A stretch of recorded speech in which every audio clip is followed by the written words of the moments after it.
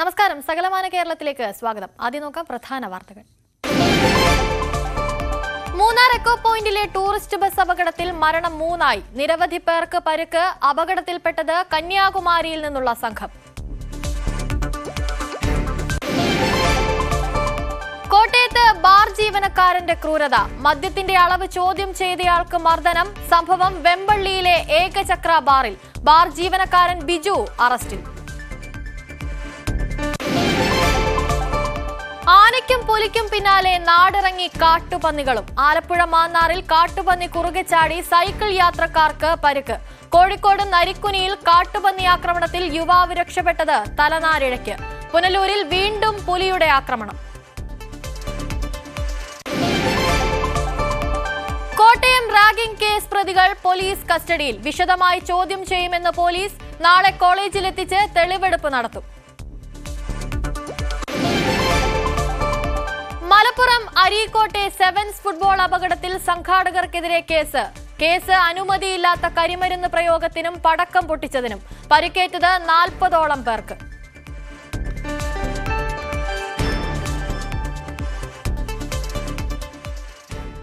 വാർത്തകൾ വിശദമായി. മൂന്നാറിൽ ടൂറിസ്റ്റ് ബസ് മറിഞ്ഞ് മരിച്ചവരുടെ എണ്ണം 3. തമിഴ്നാട് നാഗർകോവിൽ നിന്നുള്ള വിദ്യാർത്ഥികൾ സഞ്ചരിച്ചിരുന്ന വാഹനമാണ് അപകടത്തിൽപ്പെട്ടത്. മൂന്നാർ എക്കോ പോയിന്റിലാണ് അപകടമുണ്ടായത്. സുധൻ, ആദിക, വേണിക എന്നിവരാണ് മരിച്ചത്. പരിക്കേറ്റവരെ മൂന്നാർ അടിമാലി ആശുപത്രികളിൽ പ്രവേശിപ്പിച്ചു. മാട്ടുപ്പെട്ടി എക്കോ പോയിന്റിന് സമീപം വളവിൽ നിയന്ത്രണം വിട്ട് ബസ് മറിയുകയായിരുന്നു.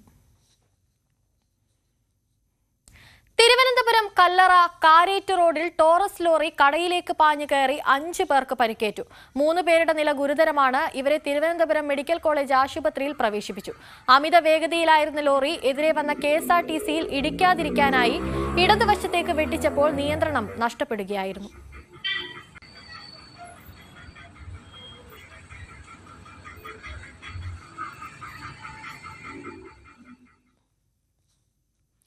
കോട്ടയം റാഗിംഗ് കേസിലെ പ്രതികളായ 5 പേരെയും പോലീസ് കസ്റ്റഡിയിൽ വിട്ടു. 2 ദിവസത്തേക്കാണ് പോലീസ് കസ്റ്റഡി. പ്രതികളെ കോളേജിലെത്തിച്ച് തെളിവെടുപ്പ് നടത്തും. 3-ാം വർഷ വിദ്യാർത്ഥികളായ സാമുവേൽ, ജീവ, റിജിൽജിത്ത്, രാഹുൽ രാജ്, വിവേക് എന്നിവരാണ് കേസിലെ പ്രതികൾ. നിലപാട് മാറ്റി പാലക്കാട് നെന്മാറ ഇരട്ടക്കൊലക്കേസ് പ്രതി ചെന്താമര. കുറ്റസമ്മത മൊഴി നൽകാൻ തയ്യാറല്ലെന്ന് ചെന്താമര പറഞ്ഞു. അഭിഭാഷകനെ കണ്ട ശേഷമാണ് ഈ നിലപാട് മാറ്റം. ഇരട്ടക്കൊലക്കേസിൽ നിന്നും തനിക്ക് രക്ഷപ്പെടണമെന്നില്ല. കുറ്റസമ്മതം നടത്തിയാലുള്ള ഭവിഷ്യത്ത് എന്താണെന്ന് പറഞ്ഞ് മനസ്സിലാക്കിയെന്ന് ചെന്താമരയുടെ അഭിഭാഷകൻ ജേക്കബ് മാത്യു പ്രതികരിച്ചു. പോലീസ് റിപ്പോർട്ട് സമർപ്പിക്കുന്നതിനനുസരിച്ച് വിചാരണ നേരിടും. അന്വേഷണ സംഘത്തിന്റെ അപേക്ഷ പരിഗണിച്ച് പാലക്കാട് CJM കോടതിയാണ് രഹസ്യമൊഴിയെടുക്കാൻ നേരത്തെ ഉത്തരവിട്ടത്.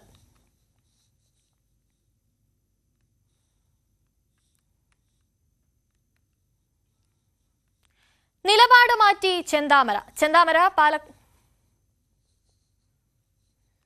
മറ്റു വാർത്തകൾ നോക്കാം. കോട്ടയത്ത് മദ്യപിക്കാനെത്തിയ ആളോട് ബാർ ജീവനക്കാരന്റെ ക്രൂരത. മദ്യത്തിന്റെ അളവ് ചോദ്യം ചെയ്തതിന് ബാറിലെത്തിയ ആളെ ജീവനക്കാരൻ മർദ്ദിച്ചു. പുതുതായി തുടങ്ങിയ വെമ്പള്ളിയിലെ ഏകചക്ര ബാറിലാണ് സംഭവം. ബാർ ജീവനക്കാരൻ കുമരകം സ്വദേശി ബിജുവിനെ പോലീസ് അറസ്റ്റ് ചെയ്തു. ഉദ്ഘാടന ദിവസം തന്നെയാണ് ആക്രമണമുണ്ടായത്. ഇതിന്റെ CCTV ദൃശ്യങ്ങൾ ന്യൂസ് 18 ലഭിച്ചു.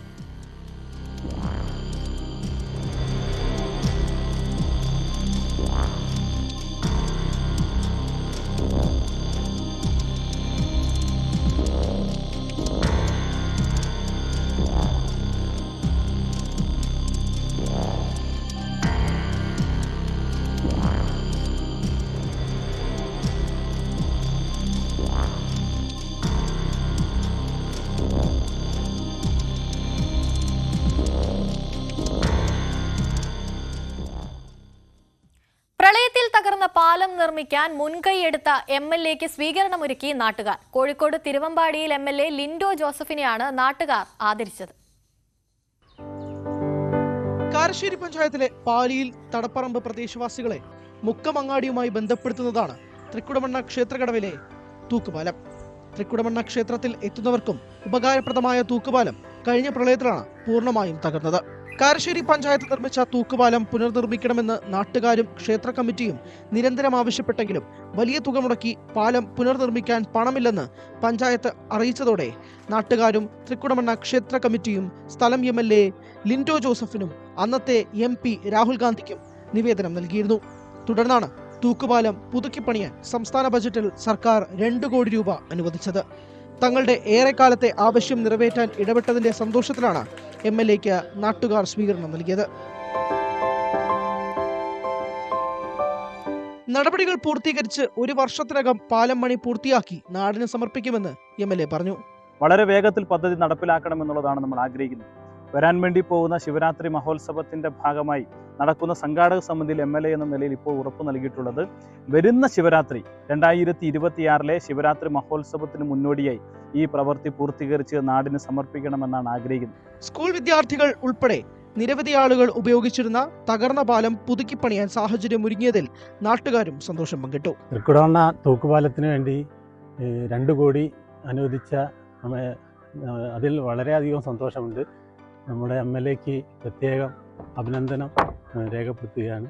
ക്ഷേത്രം ഭാരവാഹികളും ജനപ്രതിനിധികളും ചടങ്ങിൽ പങ്കെടുത്തു. ന്യൂസ് 18 മുക്കം. മോഷണം തടയാൻ മദ്യക്കുപ്പികൾക്ക് പൂട്ടിട്ട് ബിവറേജസ് കോർപ്പറേഷൻ. ഔട്ട്ലെറ്റുകളിൽ കുപ്പിയിൽ പ്രത്യേക ടാഗിംഗ് നടത്തും. ഈ കുപ്പികൾ ബില്ല് ചെയ്യാതെ പുറത്തേക്ക് കൊണ്ടുപോകാൻ ശ്രമിച്ചാൽ വാതിൽക്കലിലുള്ള സെൻസറിൽ അലാറം മുഴങ്ങും. കുപ്പിക്കള്ളന്മാർക്ക് പിടിയും വീഴും.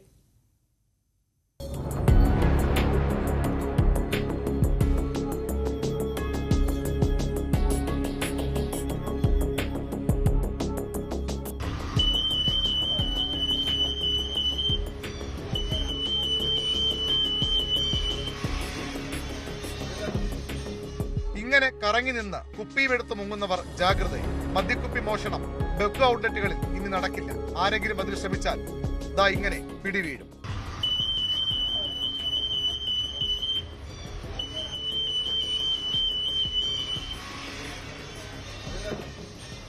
ബിവറേജ് കോർപ്പറേഷന്റെ ഔട്ട്ലെറ്റുകളിൽ മോഷണം വ്യാപകമായതോടെയാണ് മദ്യക്കുപ്പികളുടെ കഴുത്തിൽ പൂട്ടുവീഴുന്നത്. മദ്യക്കുപ്പികളിൽ റേഡിയോ ഫ്രീക്വൻസി ഐഡന്റിഫിക്കേഷൻ ടാഗ് ഇടും. ബില്ല് ചെയ്ത ശേഷം ഈ ടാഗ് ജീവനക്കാർ തന്നെ നീക്കം ചെയ്തു നൽകും. ബില്ല് ചെയ്യാതെ കുപ്പിയുമായി കടക്കാൻ ശ്രമിച്ചാൽ നേരത്തെ കണ്ടതുപോലെ പിടിവീഴും. തിരുവനന്തപുരത്തെ പവർ ഹൗസ് റോഡിലെ ഔട്ട്ലെറ്റിൽ പരീക്ഷണാടിസ്ഥാനത്തിൽ തുടങ്ങിയ സംവിധാനം വൈകാതെ മറ്റിടങ്ങളിലേക്കും വ്യാപിപ്പിക്കും.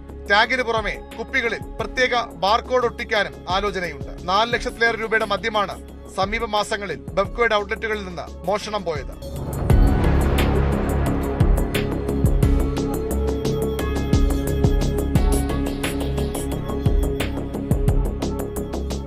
News 18 Thiruvananthapuram.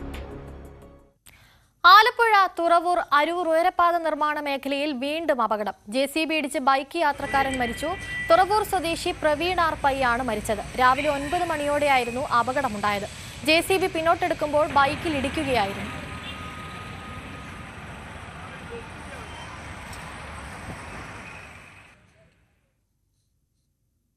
Malappuram Areekode തെരട്ടമ്മലിൽ sevens football മത്സരത്തിനിടെ പടക്കം പൊട്ടിയുണ്ടായ അപകടത്തിൽ സംഘാടകർക്കെതിരെ കേസെടുത്ത് പോലീസ്. സ്ഫോടക വസ്തുക്കൾ അലക്ഷ്യമായി കൈകാര്യം ചെയ്തതിനാണ് കേസെടുത്തത്. സെവൻസ് ഗ്രൗണ്ടിൽ ഇത്തരം ആഘോഷങ്ങൾ വേണമോ എന്ന ചോദ്യവും കഴിഞ്ഞ ദിവസത്തെ അപകടം ഉയർത്തുന്നു.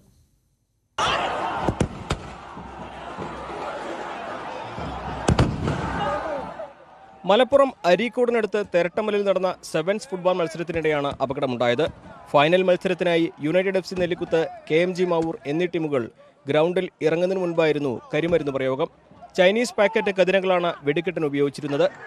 പൊട്ടിക്കൊണ്ടിരിക്കെ ഈ പാക്കറ്റ് ചെരിഞ്ഞതാണ് അപകട കാരണം. ആകാശത്തേക്ക് ഉയർന്നുപോയി പൊട്ടേണ്ട കതിരകൾ കാണികൾക്കിടയിലേക്ക് വീണു. 40-ലധികം പേർക്ക് പരിക്കുണ്ട്. ആരുടെയും പരിക്ക് ഗുരുതരമല്ല. സ്ഫോടക വസ്തുക്കൾ അലക്ഷ്യമായി കൈകാര്യം ചെയ്തതിന് സംഘാടകർക്കെതിരെ പോലീസ് കേസെടുത്തു. കരിമരുന്ന് പ്രയോഗം നടത്തുന്നത് സംഘാടകർ അറിയിച്ചിരുന്നില്ലെന്ന് പോലീസ് പറഞ്ഞു. സെവൻസ് മൈതാനങ്ങളിലെ ഇത്തരം ആഘോഷങ്ങൾ നിയന്ത്രിക്കേണ്ടതാണെന്ന അഭിപ്രായം നാട്ടുകാർക്കുണ്ട്. സംഘാടകർ ജാഗ്രത കാണിക്കേണ്ടതായിരുന്നു എന്ന അഭിപ്രായമാണ് ശക്തമായി ഉയരുന്നത്. താരതമ്യേന ചെറിയ മൈതാനങ്ങളാണ് സെവൻസ് ഫുട്ബോൾ മത്സരങ്ങൾക്ക് ഒരുക്കുക. വെടിക്കെട്ട് പോലെയുള്ള ആഘോഷങ്ങൾ മൈതാനത്തിന് അകത്ത് വെച്ച് തന്നെ നടത്തുമ്പോൾ അപകട സാധ്യത ഏറുകയാണ്. സെവൻസ് ഫുട്ബോളിന്റെ തലസ്ഥാനമായ മലപ്പുറം ജില്ലയിൽ അതുകൊണ്ട് തന്നെ അരീക്കോടുണ്ടായ അപകടം ഒരു മുന്നറിയിപ്പാണ്. ന്യൂസ് 18 മലപ്പുറം. പട്ടാമ്പി കുളപ്പുള്ളി റോഡ് നവീകരണത്തിന്റെ ഭാഗമായി അനധികൃത കയ്യേറ്റങ്ങൾ ഒഴിപ്പിച്ചു തുടങ്ങി. റവന്യൂ വിഭാഗത്തിന്റെ നേതൃത്വത്തിലാണ് നടപടി. കുളപ്പുള്ളി IPT കോളേജ് മുതൽ കൂൾ സിറ്റി ജംഗ്ഷൻ വരെ പ്രവൃത്തി പൂർത്തിയായി. 85 കോടി രൂപ ചെലവഴിച്ചാണ് നവീകരണം. നീള IPT റോഡിന്റെ നവീകരണവുമായി ബന്ധപ്പെട്ട് ഓങ്ങല്ലൂർ മുതൽ കൽപ്പക ജംഗ്ഷൻ വരെയുള്ള കയ്യേറ്റം റോഡ് സർവേ പൂർത്തിയായതും കയ്യേറ്റം ഒഴിപ്പിച്ചിട്ടുള്ളതും റോഡിൻ്റെ പ്രവൃത്തികൾ ഏകദേശം കൽപ്പക ജംഗ്ഷൻ വരെ പൂർത്തീകരിച്ചിട്ടുള്ളതുമാണ്. ഇനി കൽപ്പക ജംഗ്ഷൻ മുതൽ നീള വരേക്കുള്ള റോഡിൻ്റെ വർക്കാണ് ബാക്കിയുള്ളത്. അതിൽ സർവേ പൂർത്തീകരിച്ചു. അതിൽ ചില ഭാഗങ്ങളിൽ കുറച്ച് കയ്യേറ്റങ്ങൾ കണ്ടെത്തിയിട്ടുണ്ട്. അതിൽ ആ കക്ഷികൾക്ക് നോട്ടീസ് കൊടുത്തിട്ടുണ്ട്. അവർ സ്വമേധയാ റോഡിലേക്ക് ഇറക്കിയിട്ടുള്ള കയ്യേറ്റം ഒഴിയുന്നതിന് സമ്മതിച്ചിട്ടുള്ളതുമാണ്. അപ്പോൾ ആ വർക്കിനോട് ബന്ധപ്പെട്ട് ഇന്ന് കയ്യേറ്റം ഉള്ള ഭാഗത്ത് ഒഴിപ്പിക്കൽ നടപടികൾ തുടങ്ങി വെച്ചിട്ടുണ്ട്. ടൂറിസം കേന്ദ്രമായ വർക്കല പാപനാശത്ത് ഫ്ലോട്ടിംഗ് ബ്രിഡ്ജ് പുനഃസ്ഥാപിക്കാനുള്ള ശ്രമം പരാജയപ്പെട്ടു. മാസങ്ങൾക്ക് മുൻപ് അപകടത്തെ തുടർന്ന് കടലിൽ ഒഴുകിപ്പോയ ബ്രിഡ്ജാണ് പുനഃസ്ഥാപിക്കുന്നതിനിടെ വീണ്ടും തകർന്നത്. അതിശക്തമായ തിരമാലകളെ തുടർന്നാണ് സംഭവം. കഴിഞ്ഞ വർഷമാണ് പാപനാശം തീരത്ത് ടൂറിസം വകുപ്പ് ഫ്ലോട്ടിംഗ് ബ്രിഡ്ജ് സ്ഥാപിച്ചത്. ആയിരക്കണക്കിന് സഞ്ചാരികൾ ഫ്ലോട്ടിംഗ് ബ്രിഡ്ജ് അടക്കമുള്ള വിനോദങ്ങൾ ആസ്വദിക്കാൻ തീരത്തേക്ക് ഒഴുകിയെത്തി. ഇതിലൂടെ നല്ല വരുമാനവും ലഭിച്ചു. എന്നാൽ പ്രവർത്തനം തുടങ്ങി 3 മാസം പിന്നിട്ടപ്പോൾ ഫ്ലോട്ടിംഗ് ബ്രിഡ്ജ് തകർന്നു. ശക്തമായ തിരമാലകൾ ഉള്ള സമയത്ത് അമിതമായി സഞ്ചാരികളെ കയറ്റിയതാണ് ബ്രിഡ്ജ് തകരാൻ കാരണമായത്. കടലിൽ വീണ 20ഓളം സഞ്ചാരികളെ പെട്ടെന്ന് തന്നെ രക്ഷിക്കാനായതാണ് അന്ന് വലിയ അപകടം ഒഴിവാക്കിയത്. ഈ അപകടത്തിന് ശേഷം പാപനാശത്തുണ്ടായിരുന്ന വിനോദോപാധികളിൽ പലതും നിർത്തിവെച്ചു. എന്നാൽ ഒരിടവേളയ്ക്ക് ശേഷം വീണ്ടും ഫ്ലോട്ടിംഗ് ബ്രിഡ്ജ് പുനഃസ്ഥാപിക്കാൻ ടൂറിസം വകുപ്പ് തീരുമാനമെടുക്കുകയായിരുന്നു. ഇതിന്റെ ഭാഗമായി പാപനാശം ബലിമണ്ഡപത്തിന് സമീപത്ത് പരീക്ഷണാർത്ഥം ഫ്ലോട്ടിംഗ് ബ്രിഡ്ജ് സ്ഥാപിച്ചു. എന്നാൽ മണിക്കൂറുകൾക്കകം ശക്തമായ തിരമാലകൾ അടിച്ച് ബ്രിഡ്ജ് തകർന്നു. ഇതോടെ കടലിന്റെയും തീരത്തിന്റെയും സ്വഭാവം പഠിച്ച് മാത്രമേ ഫ്ലോട്ടിംഗ് ബ്രിഡ്ജ് ഉൾപ്പെടെയുള്ളവ സ്ഥാപിക്കാവൂ എന്ന ആവശ്യവും ഉയരുകയാണ്. 2023 ഗവൺമെന്റിന്റെ ഒരു ഓർഡർ പ്രകാരം നഗരസഭ, വർക്കല നഗരസഭയ്ക്കോ തദ്ദേശ സ്വയംഭരണ സ്ഥാപനങ്ങൾക്കോ ഒന്നും ഇങ്ങനെയുള്ള കാര്യങ്ങൾക്ക് അവരറിയേണ്ട, അവരുടെ NOC വേണ്ട എന്നുള്ള ഒരു നിർദ്ദേശം, ഒരു ഓർഡർ ഗവൺമെന്റ് പാസ്സാക്കി. അതിന്റെ മറപിടിച്ചുകൊണ്ടാണ് ഇങ്ങനെയുള്ള സ്ഥാപനങ്ങൾ ഒരു മേൽനോട്ടത്തിനോ മറ്റ് സുരക്ഷാ കാരണങ്ങളോ അവർക്ക് തോന്നിയതുപോലെ ഇവിടെ നടപ്പിലാക്കാനുള്ള ഒരു സാഹചര്യം ഒരുക്കിയത്. അത് ഇവിടെ അവർ നല്ലതുപോലെ അത് ഉപയോഗിക്കുന്നുണ്ട്. കാര്യം തോന്നിയ പോലെ ഫീസോ ഇവിടെ ഒരു പ്രത്യേകിച്ച് ബോർഡ്, അതിന്റെ ഫീസിന്റെ നിരക്കുകളോ പ്രദർശിപ്പിക്കുന്ന ബോർഡുകളോ മറ്റ് അപകട ഭീഷണി ഉണ്ടെന്നുള്ള കാര്യങ്ങളോ മറ്റു കാര്യങ്ങളോ ഒരു വാണിംഗ് ബോർഡും വയ്ക്കാതെയും അതുപോലെ തന്നെ അവരുടെ ഇഷ്ടാനുസരണം ഫീസ് വാങ്ങി ഒരു സുരക്ഷയും ഇല്ലാതെ പ്രവർത്തിക്കുന്ന സാഹചര്യമാണ് ഇപ്പോൾ ഉള്ളത്. അശാസ്ത്രീയമായ രീതിയിൽ ഫ്ലോട്ടിംഗ് ബ്രിഡ്ജ് സ്ഥാപിക്കുന്നത് അപകടങ്ങൾക്ക് വഴിവെക്കുമെന്ന ആശങ്കയുമുണ്ട്. ന്യൂസ് 18 വർക്കല. 4 മണിക്കൂർ നീണ്ട ശ്രമകരമായ ദൌത്യത്തിനൊടുവിലാണ് മസ്തകത്തിൽ പരിക്കേറ്റ കാട്ടാനയ്ക്ക് ചികിത്സ ഉറപ്പാക്കാനുള്ള ദൌത്യത്തിന്റെ ആദ്യഘട്ടം പൂർത്തീകരിച്ചത്. പ്രാഥമിക ചികിത്സ നൽകിയ ശേഷമാണ് ആനയെ അനിമൽ ആംബുലൻസിൽ കോടനാട്ടേക്ക് എത്തിച്ചത്.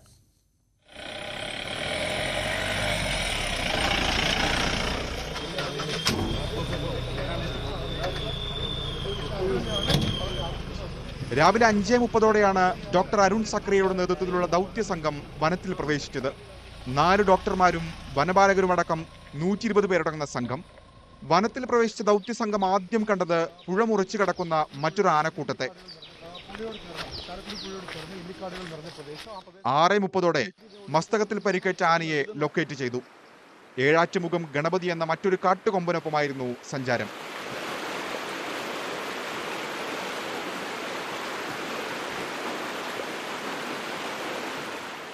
ഏഴ് 13 ആനയെ മയക്കുവെടി വെച്ചു.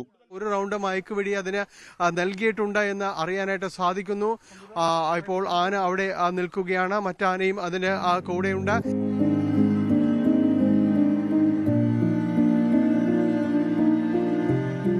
അപ്പോഴും മുറിവേറ്റ കൊമ്പന്റെ സമീപത്തു നിന്ന് മാറാതെ ഏഴാറ്റുമുഖം ഗണപതി ചേർത്തു പിടിച്ചു.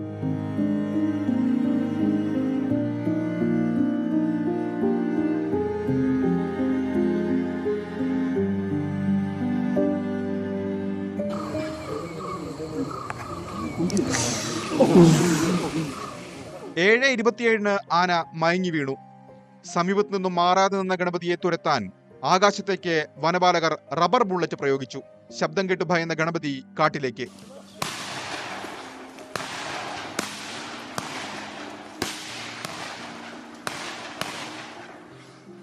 ഏഴ് 30 ദൗത്യസംഘം മയങ്ങി വീണ കൊമ്പനരികിൽ.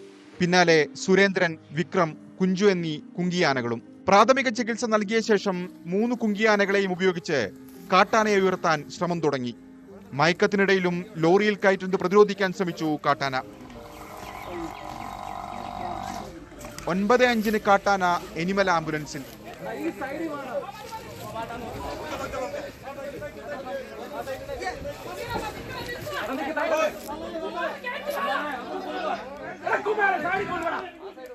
ഒൻപത് 26 ആനയുമായി അനിമൽ ആംബുലൻസ് കോടനാട്ടേക്ക്.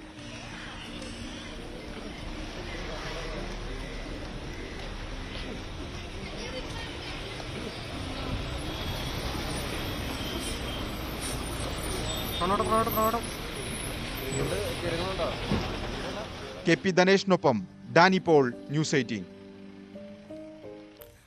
അതിരപ്പള്ളിയിൽ നിന്ന് മയക്കുവെടി വെച്ച് പിടികൂടി കോടനാട് അഭയാരണ്യത്തിലെത്തിച്ച കാട്ടാനയുടെ ചികിത്സ ആരംഭിച്ചു. പ്രത്യേകം സജ്ജമാക്കിയ കൊട്ടിലേക്ക് മാറ്റിയ ശേഷമാണ് ചികിത്സ ആരംഭിച്ചത്. മസ്തകത്തിലെ മുറിവ് 1 അടിയോളം ആഴമുള്ളതാണെന്നും 1.5 മാസം തുടർച്ചയായി ചികിത്സ വേണ്ടിവരുമെന്നും ഡോക്ടർ അരുൺ സഖറിയ പറഞ്ഞു. കോടനാട്ട് എത്തിച്ച ആനയുടെ ചികിത്സയടക്കമുള്ള കാര്യങ്ങൾ ആരംഭിച്ചിരിക്കുന്നു. ആനയെ കുളിപ്പിക്കുന്നു. അതിന് സ്ഥിരമായതിന് വെള്ളമൊഴിച്ച് അതിൻ്റെ മുറിവും മറ്റും നമുക്ക് വളരെ വ്യക്തമായിട്ട് കാണാൻ കഴിയുന്നതാണ്. നേരത്തെ ഡോക്ടർ അരുൺ സഖറി അടക്കം പറഞ്ഞതുപോലെ 1 അടിയോളം ആഴത്തിലേക്ക് അതിൻ്റെ ആ മുറിവ് വന്നിട്ടുണ്ട്. അതിനുവേണ്ടിയുള്ള ആ ചികിത്സാ നടപടികളടക്കമുള്ള കാര്യങ്ങളെല്ലാം തന്നെ ആരംഭിച്ചിരിക്കുന്നു. ഏതാണ്ട് 1.5 മാസത്തോളം നീണ്ടു നിൽക്കുന്ന ഒരു ചികിത്സ അതിന് നൽകേണ്ടി വരുമെന്നാണ് ഡോക്ടർ അരുൺ സഖറിയ പറഞ്ഞത്. മുറിവ് ആഴത്തിലുള്ള വലിയൊരു മുറിവാണ്. അപ്പം അതിൻ്റെ പഴുപ്പുണ്ട്, അതിൻ്റെ സെപ്റ്റിസീമിയ എന്ന കണ്ടീഷനുണ്ട് ആനയ്ക്കുണ്ട്.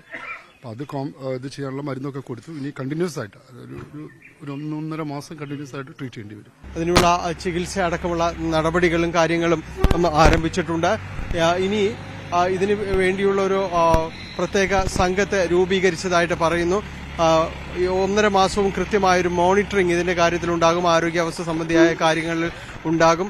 ആനയുടെ മയക്കം വിട്ട് തുടങ്ങുന്നു എന്ന് പറയുകയുണ്ടായി. അപ്പോൾ ഇത്തരം കാര്യങ്ങളെല്ലാം ശുഭസൂചകമായാണ് ഈ ചികിത്സാ സംഘം കണക്കാക്കുന്നത്. കാരണം അത് മരുന്നുകളോടും കാര്യങ്ങളോടുമെല്ലാം കൃത്യമായി പ്രതികരിക്കാൻ കഴിയുന്നൊരവസ്ഥയിലേക്ക് വൈകാതെ എത്തിച്ചേരുമെന്ന് തന്നെയാണ് ഡോക്ടർമാരുടെ സംഘവും പറയുന്നത്. ചികിത്സിക്കണം എന്നുള്ളത് വെച്ചിട്ടാണല്ലോ നമ്മൾ ആനയെ പിടിച്ചത്. അപ്പോൾ ആ ചികിത്സ എത്രത്തോളം പോകുമെന്നൊന്നും നമുക്കറിയാൻ വയ്യ. പക്ഷെ അത് തുടരുന്നതിനനുസരിച്ചിട്ട് പിന്നെ ഡിപ്പാർട്ട്മെന്റ് തീരുമാനിക്കും.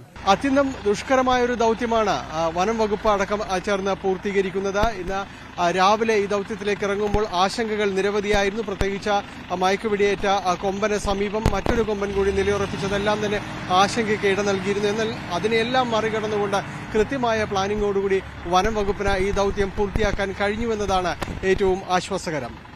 കോടനാട് നിന്ന് ക്യാമറമാൻ KP ധനേഷിനൊപ്പം ഡാനി പോൾ, ന്യൂസ് 18. മുറിവേറ്റ ആനയുടെ ജീവൻ രക്ഷിക്കാനുള്ള ദൌത്യത്തിനിടെ സൗഹൃദത്തിന്റെ അപൂർവ നിമിഷങ്ങൾക്കും അതിരപ്പള്ളി സാക്ഷിയായി. മയക്കുവെടിയേറ്റ കൊമ്പനെ തുമ്പിക്കൈകൊണ്ട് ചുറ്റിപ്പിടിച്ച് ചേർത്ത് നിർത്തിയ ഏഴാറ്റുമുഖം ഗണപതിയാണ് ഇന്നത്തെ താരം.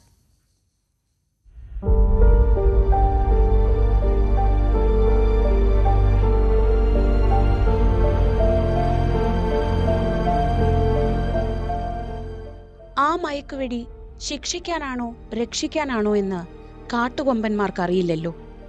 എന്തോ അപകടം പറ്റിയിട്ടുണ്ട്. ഒന്നും പേടിക്കണ്ട, കൂടെയുണ്ട്.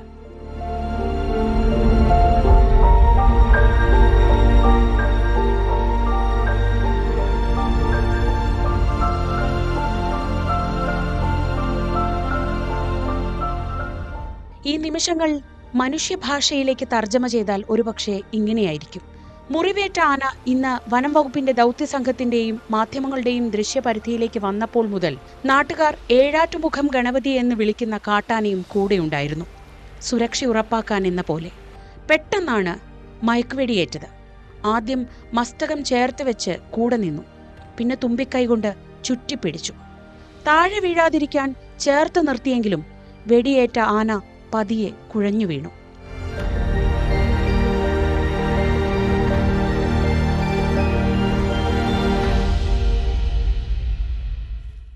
വെടിയൊച്ചയും വലിയ ശബ്ദവും ഉണ്ടാക്കി കാട്ടിലേക്ക് തിരികെ ഓടിക്കുന്നതുവരെ കൂട്ടുകാരന് കാവൽ നിന്നു ഗണപതി.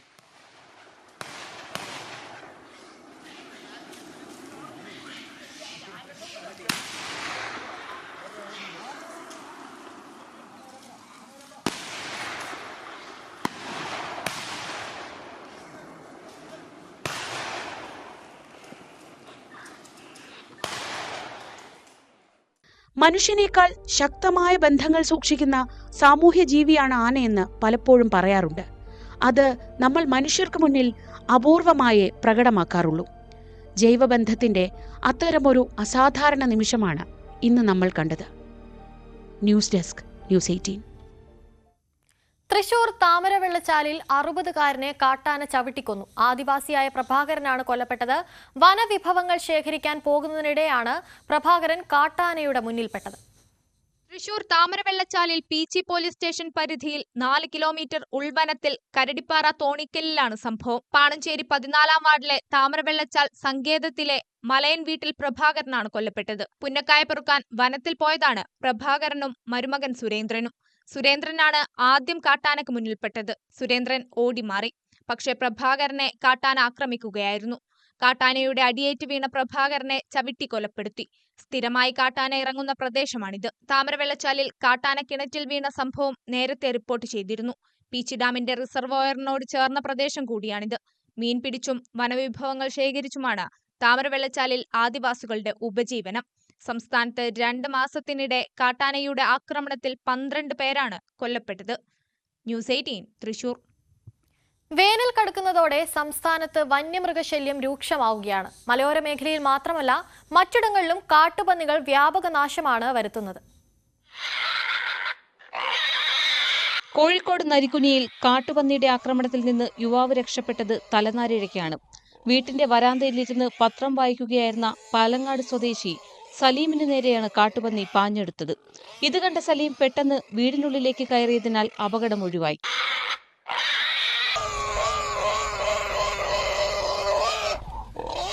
ആലപ്പുഴ മാന്നാറിൽ കാട്ടുപന്നി കുറുകെ ചാടി സൈക്കിൾ യാത്രികർക്കാണ് പരിക്കുപറ്റിയത്. കുട്ടമ്പേരൂർ സ്വദേശി രാജേഷ്, മകൻ അജയകൃഷ്ണൻ എന്നിവർക്കാണ് പരുക്ക്. ഇന്നലെ വൈകിട്ടാണ് സംഭവം. പരുക്കേറ്റവരെ മാവേലിക്കര ജില്ലാ ആശുപത്രിയിൽ പ്രവേശിപ്പിച്ചു. ഹരിപ്പാട് വീയപുരത്തും കാട്ടുപന്നി ശല്യമുണ്ട്. കഴിഞ്ഞ ദിവസം കായംകുളത്തും കാട്ടുപന്നി കൃഷിയിടത്തിലെത്തിയിരുന്നു. പാലക്കാട് കാഞ്ഞിരപ്പുഴയിൽ കാട്ടുപന്നി ആക്രമണത്തിൽ UKG വിദ്യാർത്ഥിനിക്കും അമ്മയ്ക്കും കഴിഞ്ഞ ദിവസം പരിക്കേറ്റിരുന്നു. മുതുക്കുരിശി കനാൽ നീന്തിക്കടന്നെത്തിയ പന്നി ഇരുവരെയും ആക്രമിക്കുകയായിരുന്നു. വേനൽ കടുക്കുന്നതോടെ നാട്ടിലെ വന്യമൃഗശല്യം രൂക്ഷമാകുമെന്നാണ് ആശങ്ക. News desk, news 18. കോഴിക്കോട് തിരുവമ്പാടിയിൽ കിണറ്റിൽ വീണ പോത്തിനെ രക്ഷിച്ചു. തിരുവമ്പാടി ആനാഗാംപോയിൽ സ്വദേശി കുഞ്ഞു മുഹമ്മദിന്റെ വീട്ടിലെ കിണറ്റിലാണ് പോത്ത് വീണത്. ഇന്ന് രാവിലെ 11 മണിയോടെയാണ് സംഭവമുണ്ടായത്. ഫയർഫോഴ്സ് ആണ് പോത്തിനെ രക്ഷിച്ചത്.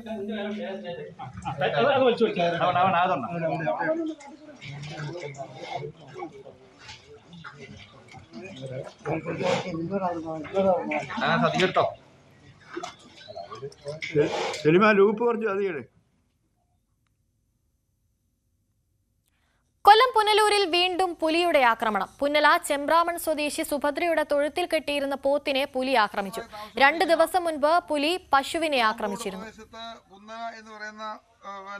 വില്ലേജിൽ തോങ്കോട് പ്രദേശത്ത് ഇവിടെ ഒരു പോത്തിനെ വളരെ സ്നേഹിച്ച് വളർത്തുന്ന ഈ ഒരു പോത്തിനെ കൊയിലാണ്ടി തിക്കോടിയിലെ പെട്രോൾ പമ്പ് ഓഫീസിലെ മോഷണത്തിന്റെ CCTV ദൃശ്യങ്ങൾ പുറത്ത്. Safari fill and fly petrol പമ്പിന്റെ ഓഫീസിലാണ് ഇന്ന് പുലർച്ചെ മോഷണം നടന്നത്. അലമാരയിൽ സൂക്ഷിച്ച 10,000 രൂപ നഷ്ടമായി. ബൈക്കിൽ മുഖം മറച്ചെത്തിയ 2 പേരാണ് മോഷണം നടത്തിയത്.